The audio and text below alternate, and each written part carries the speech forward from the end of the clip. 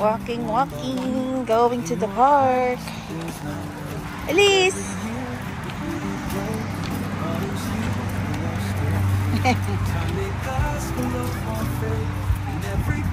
What? The trees are changing colors now. It's really fall season.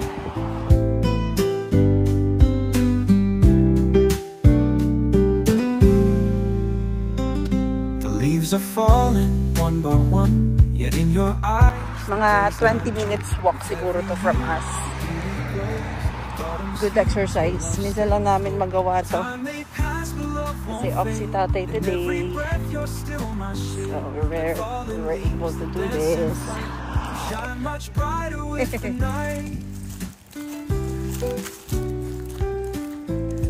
Excited mag-playground. Si tatay. Things may change, the seasons bend, but you're my love, my timeless friend. In every wrinkle, grace takes form. Through winter's chill, you keep me warm.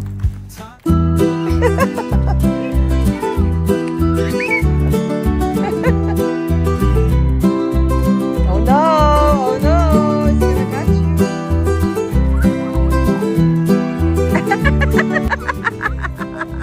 Paghuli na, naiyak na lang eh.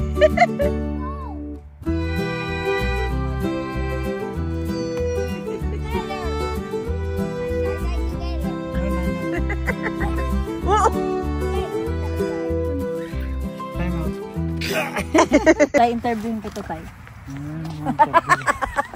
Bilang 1 year na tayo dito. Puro resibo. Hindi, bilang 1 year na tayo dito. Anong pinaka namimiss mo sa Abu Dhabi? Shawarma. Pagkain. Shawarma at karak. Yung mabubusog ka na sa sa cafeteria lang.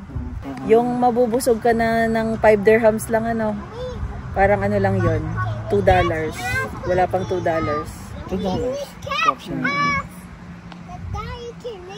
Ang kulot ng dalawang to. Really? Ako tao. Siyempre. Lahat naman siya. Mga namimiss ng tao. NFC. Community. Ganun tayo. Parte na ng buhay mo. Kailangan mag-move. Oo, 9 years ba naman? 9 years natin sila kasama. Sila lang naghahabulan. Sila lang naghahabulan, no? Mamaya may ayawan ka isa. Bunso. Medyo nabo. Hala, sige.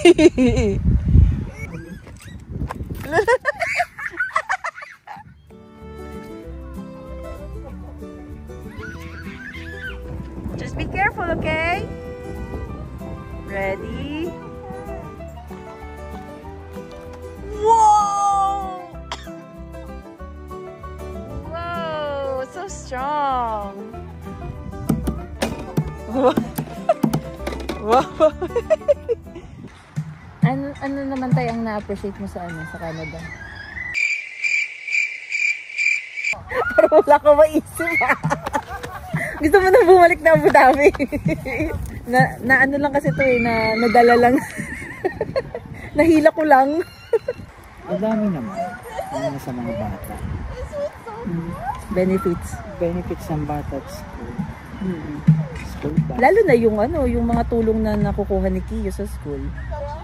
Especially sa mga needs niya, sa mga struggles niya sa klase.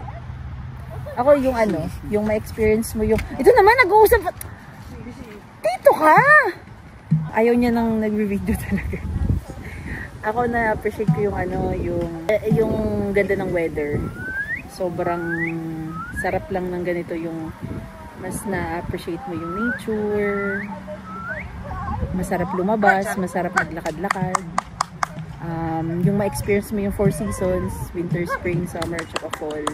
Lalo na ngayong fall, ito talaga pinaka-favorite kong season. Kasi wala lang, ang sarap lang tingnan nung nagbabago yung kulay ng mga puno. Hindi lang siya all green, may yellow, may orange, may red. Wala, nakakaaliw lang. Sobra, tapos ang presko ng hangin. Tapos yung ganito, kahit mag-walking lang. Simple lang, napaka-laid back ng buhay dito. Kaya nga parang parang babalik ka sa basic, babalik ka dun sa mga basic things, mga normal, mga simple things na nakakapagpasaya sa'yo. So, ayun. Syempre, all other else, yung mga benefits, yung mga opportunities. Yun nga lang talagang magastos, maraming gastos, lalo na kapag bago. Like sa insurance ng sasakyan kunwari. So kung bago ka lang dito, mas malaki ang bayad mo sa insurance kasi wala ka pang history as a driver. So ganun dito. Pero sa pagtagal mo bilang driver, after mga 2 years, 3 years siguro, or maybe 5 years, mas bababa na yung cost ng insurance mo. Lalo na kung wala kang bad history sa driving. Balik tayo. Sharing lang. Sharing lang. Oh wow. Sharing lang para maka-inspire ng ibang newcomer. Ganon. Sabi ko na-appreciate ko yung weather. Pag ganito, pag winter, ewan ko lang, ma-appreciate. Medyo depressing kasi yung winter. Pero at least ilang months lang naman siya. Pero parang ang haba niya, no? Yung ilang months na yun, parang sobrang haba niya. Kasi matagal dito na yun. At saka yung yung mood, yung walang araw, yun yung nakaka-depress na minsan lang magpakita ang araw tayo. Napaka-gloomy, most of the time gloomy, di ba? Nag-uusap sila.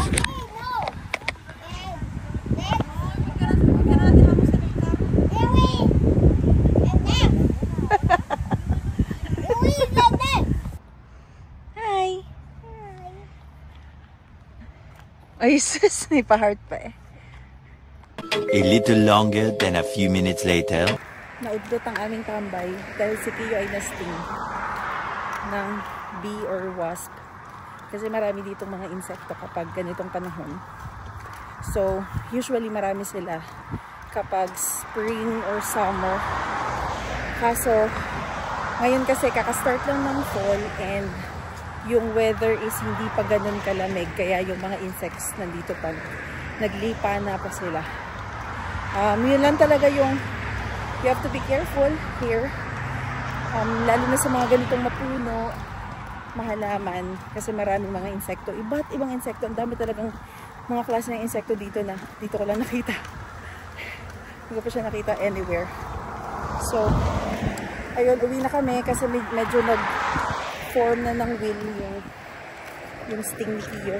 So, uwi muna kami kasi may gamot kami sa bahay para mapainom agad siya ng antihistamine at maobserbahan kung magiging okay siya. Pero mukha namang hindi siya allergic kasi usually pag mga ganyan, pag allergic ka talagang delikado. So, at least ngayon alam na namin na hindi siya allergic. Uwi na kami. Pabalik na. Nakasakay na yung mga kids kasi pagod na sila.